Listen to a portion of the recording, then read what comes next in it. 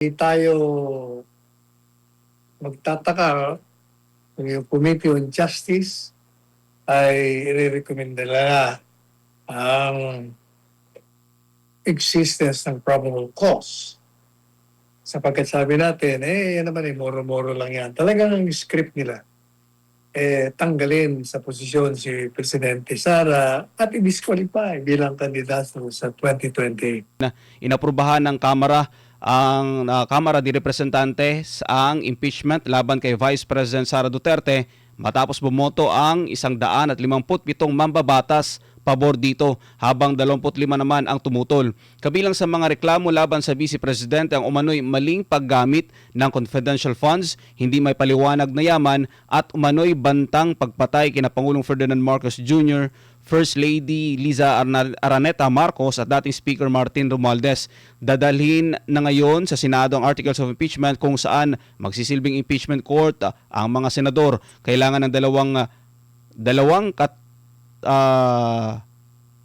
boto or 16 na senador upang mapatalisik sa pwesto si Duterte at mapigilang tumakbo sa 2028 presidential elections. Ayon naman sa kampo ni VP Sara Duterte, handa silang depensahan ang Vice Presidente sa Senado at patunayan na walang sapat na ebidensya laban sa kanya. Attorney Sal.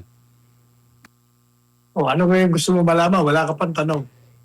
Sa tingin niyo po, Attorney Sal, ano yung magiging dahilan bakit naging lagpas sa 250 ang bumoto pabor sa impeachment laban kay VP Sara, Attorney? Gaya ng sinabi ko sa mga komentaryo dito sa ating program at gaya rin doon sa aking column kahapon, sinabi po natin doon, unang-una, hindi tayo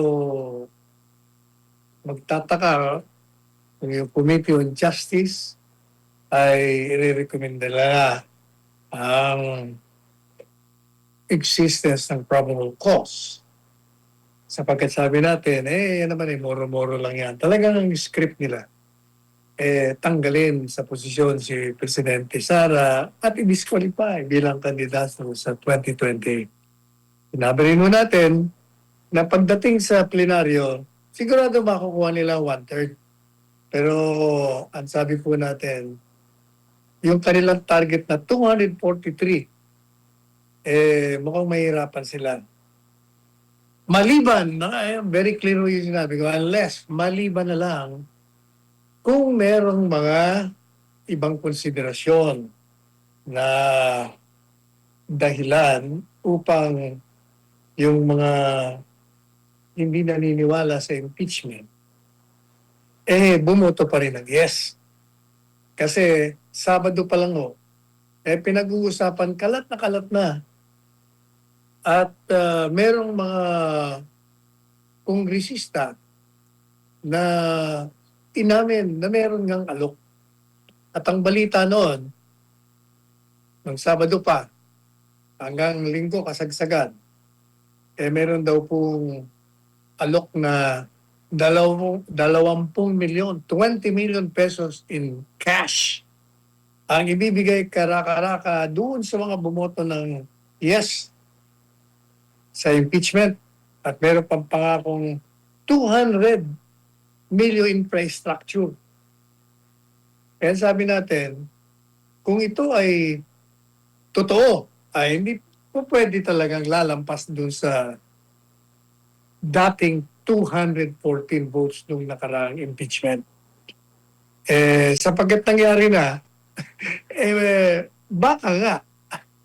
Of course, wala pang umaamin, wala nga amin din na tumanggap sila ng 20 million cash at may mga alokasyon para sa kanilang budget. Sapagkat makikita po natin na ang laki at nadagdagan pa yung 214. Can you imagine? 257 votes at 25 lamang ang bumoto ng no at siyam ang nag-abstention. Incredible, di po ba? Ano kayang kadahilanan? Sumaring yun ang dahilan. Yung alok ng 25 million, pwede rin ang dahilan, tagtag pa yung 200 million. Pero ako, in fairness dun sa mga bumoto ng no, baka naman kako, kaya sila bumoto, ito'y may tanggap man o wala, o may alok man o wala. Eh baka naman sa kanilang kalooban, to them, they feel that their votes of yes insignificant. Why insignificant? Walang halaga. Kahit na bumoto kami dyan ng yes. Kasi alam nila na sa Senado, hindi sila makakuha ng 16 na boto at hindi mai-impeach o hindi makukonvict si Inday Sara. Kaya siguro, kaya sila bumoto ng yes.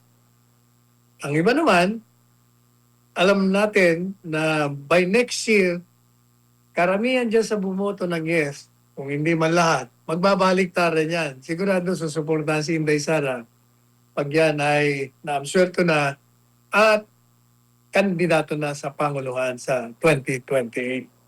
Yan o ang ating pananaw at gusto kong purihin dito sa ating programa.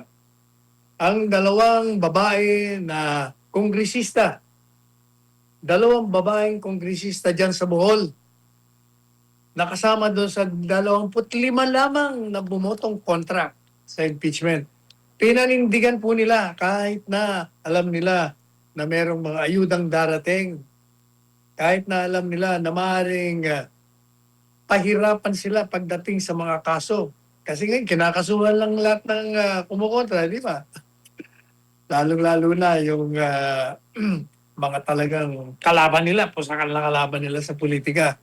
Nanindigan po si Congresswoman Vanessa Aumentado, kabiyak ng gobernador ng Bohol at kumakatawan sa ikalawang distrito ng Bohol, na bumoto ng no at napanood natin yung speech niya. Kaya congratulations, Congresswoman Vanessa Aumentado. Nagpakatatag ka at hindi ka nasilaw sa kung anumang alok na ibinigay sa'yo. At hindi ka rin natakot kung ikaw ay uusigin. Ganon din po yung kaibigan. Ito, kumari ho natin to kaya puring-puri ko eh. Kasi itong isa naman, si Congresswoman Alexi Tutor, kinatawan din sa isang distrito dyan sa Bohol. Abay, bumoto rin ng no. Kahit na alam niya, sabi niya, kahit na alam ko na baka makasuhan ako dito, kahit na alam ko na walang darating na ayuda sa aming distrito, kinausap ko naman yung aking mga sinasakupan, yung mga constituents ko, na i-ready na natin ng mga sarili natin na 2 taon tayong mahihirapan, pero hindi tayo kailangan na masiraan ng loob, manindigan tayo. Kaya congratulations dito si ating pumadre na si Kongresista Alexi Tutor, na kabiyak ng dating mayor na ngayon ay vice mayor dyan sa Kandihay, Bohol. Alam niyo po mga matagal ko na ito mga kaibigan, kaya nung makausap ko ito noong nakarang mga 2 buwan na yata nakakaraan sa isang pagtitipon. Talagang sabi nila, kami boboto ng no. Nanindigan nung sila. Hindi yung iba, last minute, yes, nag-yes sila kahit na 1 week before. Sabi lang, magnono kami, no. Biglang nagbalik taro na naman. Pero ganun pa man, hindi mo lahat ng tao, kagaya nitong si Kongresista Vanessa Aumentado at Kongresista Alexi Tutor, na talagang may kakaibang panindigan, matapang, matapat sa kanilang sinumpaan, at hindi alintana ang panganib na maaaring bumalot sa kanilang mga katauhan dahil sa pagboto nila ng no. Congratulations to the both of you. Attorney Sal, nabanggit mo kanina na meron ngang alok na mga proyekto. Paano masisiguro ng ating mga kababayan na yung pera na binigay or kung meron man dun sa mga bumotong yes ay magagamit sa tama. Kasi itong pera din na inoffer sa kanila, alam natin pera din ng taong bayan. At saka anong habol ng ating mga kababayan dito, Attorney Rizal, if meron man po? Unang-una, hindi ko sinasabing meron. Ang sinasabi ko, yan ho ang usap-usapan. At yung mga ibang kongresista, binalidate na meron nga gano'n. Pero wala naman daw directly na inoffer sa kanila. So, hindi natin alam kung totoo o hindi. At kung meron nga, yun naman, sa tingin ko, dahil budget allocation yun, infrastructure, gagamitin yun sa kanilang mga distrito. Yan naman, kung meron mang talagang natanggap na 20 million pesos, alam nyo, yung mga kongresista, pareho rin ang mga gobernador, mga mayor, araw-araw yata sa buhay nila, may nakapila sa mga bahay nila. Kasi mga kababayan natin, dahil sa kahirapan, sa pangangailangan, talagang humihingi ng abuloy, ayuda sa ospital, sa eskwela, sa kanilang buhay. Yung mga yan, buting mabuti kung ikay mayaman at mahaba ang bulsa mo, malalim. Pero kung hindi, kailangan mo talaga ng pera para gamitin para sa mga kababayan mo. Kaya kung meron mang natanggap sila, sa tingin natin, ibabahagi nila yun dun sa mga nangangailangan sa kanilang distrito.